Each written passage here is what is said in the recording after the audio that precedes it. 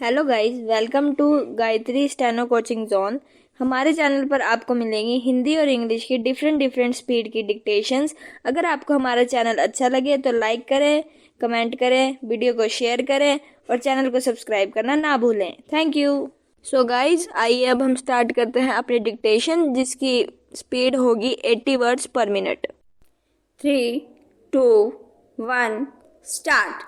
उपाध्यक्ष महोदय, वित्त मंत्री को देश की आर्थिक स्थिति और निर्धनता के संबंध में जितनी जानकारी प्राप्त होती है उतनी किसी अन्य मंत्री को संभव नहीं होती। बेराम।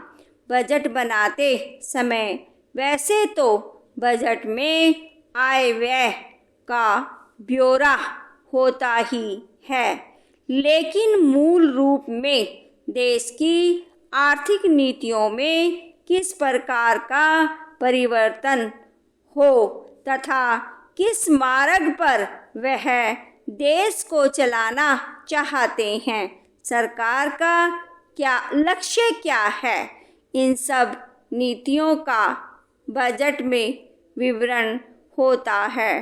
बेराम।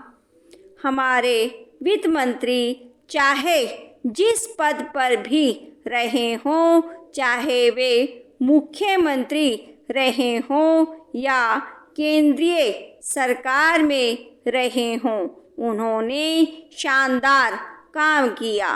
बेराम।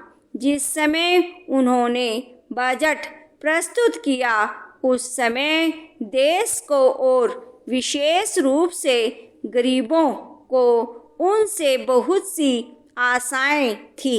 बेराम। देश में लगभग 6 लाख गांव हैं।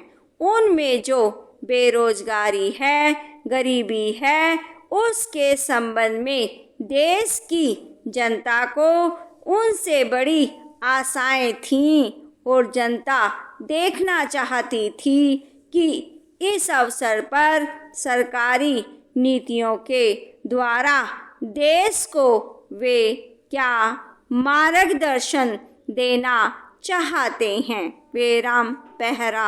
इस दृष्टि से 3 महत्वपूर्ण बातें इस समय देश के सामने थीं।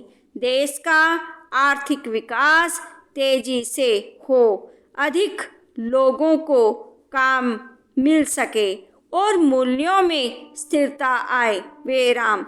जहाँ तक इन तीनों उद्देश्यों का संबंध है, हमने देखा कि उस ओर कुछ प्रयत्न हुए हैं। बेराम।